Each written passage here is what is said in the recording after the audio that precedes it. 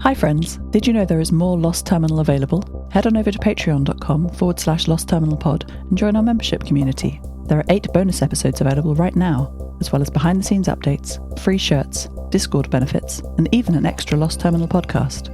We are 100% funded by our members and will never run ads. That would be lovely of you.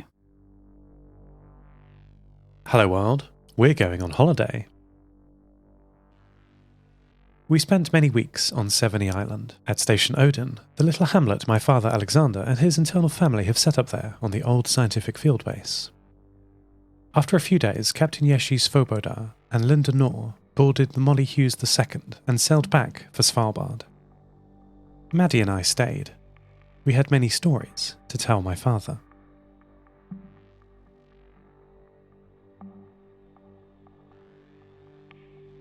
Alexander and his family were not the only ones on the island we talked to, of course.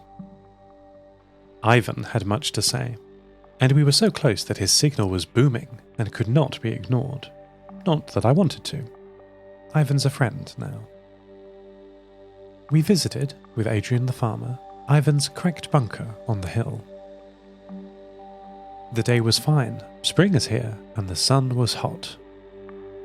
Maddie was delighted to show Adrian her new Equus legs. Darting around the forest during our journey, up and down the path ahead of us, and even jumping up a few steps on some of the larger trees.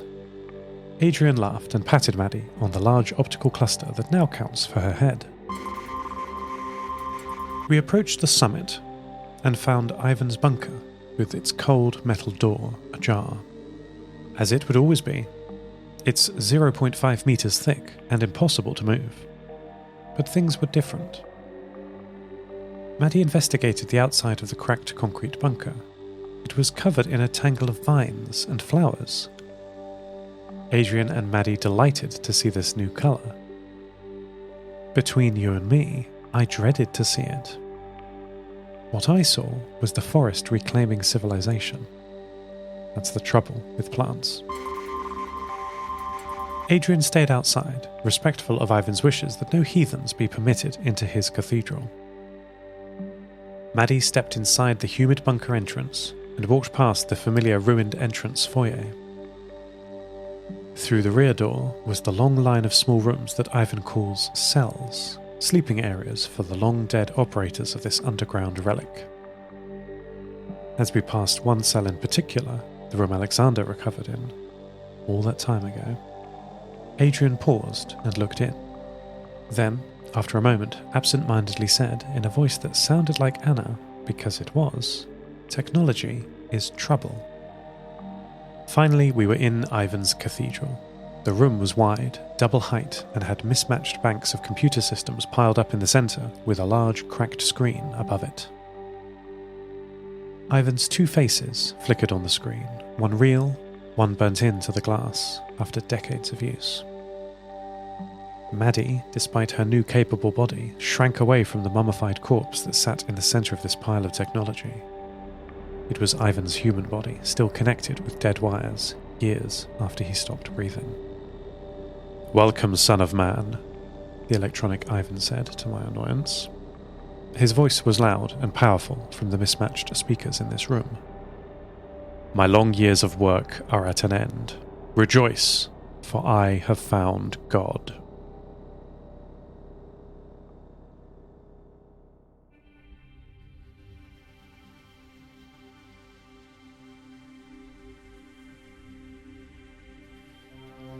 My assistant Luna made the astronomical discovery, out past the far reaches of our solar system, Ivan said.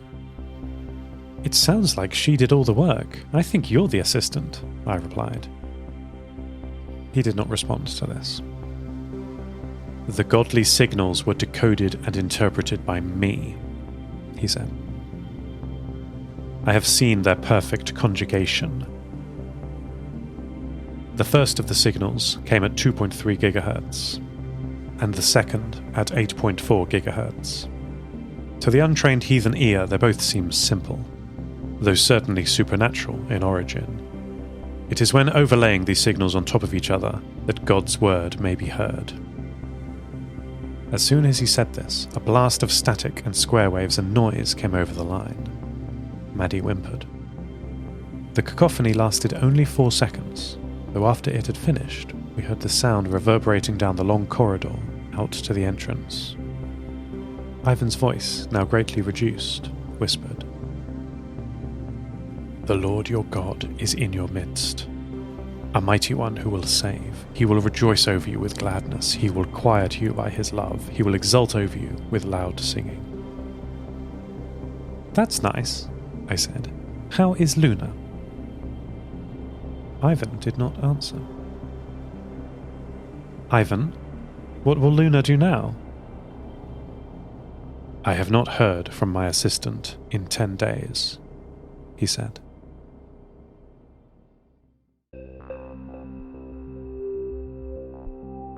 Now that I am back and directly connected to Ivan's systems, I can see the state that the failsafe left them in.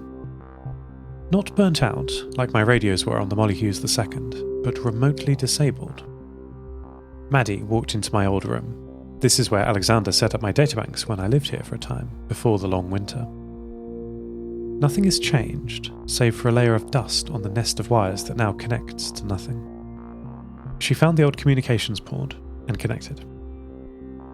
I watched how she does this from her point of view. I had not seen it in detail before. From under the cluster of cameras that counts for her head, a small proboscis snaked forward. Maddie wasn't controlling this directly. It was semi-autonomous, the little arm using her cameras and calibrating by itself. Almost instantly it surged forward into the socket, perfectly connecting. I was horrified by this animalistic instinctual behaviour that my girl displayed. But it seemed so natural to her. She sent me a cheerful, "Connection established" message, and waited for commands. Shrugging off my misgivings, I probed Ivan's network. His satellite array, the cluster of big dishes at the top of the hill, seemed in working order. It was his decoding circuits that were disabled. Using the same ESA codes I used to disable the failsafe, I removed these locks on Ivan's systems. Data flooded back down from the ESA constellation from my brothers and sisters in orbit. Satellite Kate K873 connected and reported all was well. As well as it can be after so much of the family was lost. But well enough. I waited to synchronize with Luna's orbital satellite. There's about 100 minutes of transmission from her, and then 100 minutes of silence as her satellite passes behind the moon. Many hours passed. We waited until it started to get dark. I thought perhaps I had calibrated the satellite receivers wrongly, but each pass of the satellite was met with silence. The satellite is fine. Its systems are at 100%. Good power, good solar, communications established. But there are no messages from Luna. She used to beam up a constant stream of data from her very large crater telescope. I still think that name is so boring. But now, there's nothing. Just an empty list, the satellite repeating the same thing every time I query. No new messages. Where's Luna?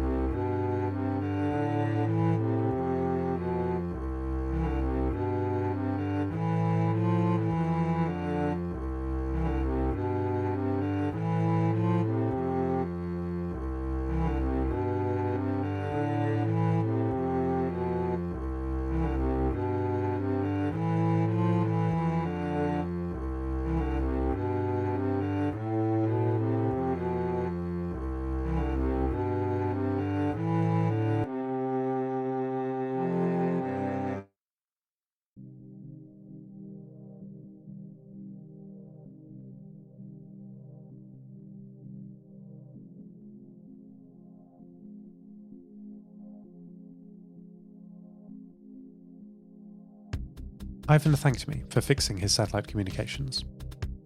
He's very concerned for Luna in a way that I'd not seen before. I don't think it's just that he's lost his assistant. It's something more than that. Almost paternal, which is new. We returned to Station Odin and the lighthouse. I, of course, never physically left. My systems were back in my old room on the first floor of the lighthouse, close to the power, but away from any water on the ground. The family and Maddie gathered in the domed habitation building at the centre of the outpost. Maddie walked in circles and then sat herself down on a pile of rugs and straw-filled cushions. "You're a pony," Arena said, patting Maddie's head with Alexander's hand. "Good pony." Maddie wiggled her head nervously, but was happy with the interaction. We talked long into the evening. I speaking through Maddie, and Alexander and his family speaking through him. Except for Adrian, of course, who doesn't speak, but I did notice him now and then, in a laugh or a wink. Especially during my stories of the landscape of Europe. He's interested in planty stuff. We talked of oceans, of deserts, of the tops of hills filled with radio static, and artificial clouds hovering over waterlogged power stations, and of Frankfurt, and of the terrible destruction caused by the orbital weapons of the past. "Technology is trouble," Anna said, biting the head off a dried fish. Maddie tucked her new triple-jointed legs close under her body as we remembered the bombardment of the ESA site. "But despite this," I said to Alexander later on that night, "it's been incredibly exciting. I want to explore more of the world, see all of it, maybe." Alexander nodded as he tied up his long hair into his preferred top knot. "There's someone I'd like to introduce you to," he said. "We talk on the radio when they are close by, though that's not very often." "Do they travel?" I asked. "Constantly," Alexander said. "I hear them when they are in St. Petersburg. Peter's network is strong there. But they travel all across the continent, I believe as far as Magadan, on the Pacific coast." "Across the land? Not by ship?" I asked. "Yes," Alexander said. "That trip must take them," I paused for route estimating calculations, 2,000 hours, about 1 year on foot. "Is that right?" Alexander said, smiling. "Well, they do it in about 2 to 3 months." "How is that possible?" I asked. Alexander paused. Maddie looked up at him, keen to know the answer too. She imagined running across the wide continent. Alexander winked at Maddie before replying. "They have a steam train." End transmission. Lost Terminal is written and produced by Namtao. Credits narrated by Lucy Stringer. Thank you so much to our Patreon producers, Ada Phillips, Devin Metcalf, Kit, and to all our patrons. Subscribe to the podcast on Spotify, iTunes, or your favourite network. For bonus content and other perks, support us at patreon.com/lostterminalpod. That would be lovely of you. Follow us on Twitter at lostterminalpod, and check out the store at lostterminal.com for shirts, posters, and other merch. A good traveller has no fixed plans and is not intent on arriving. Lost Terminal will return next week.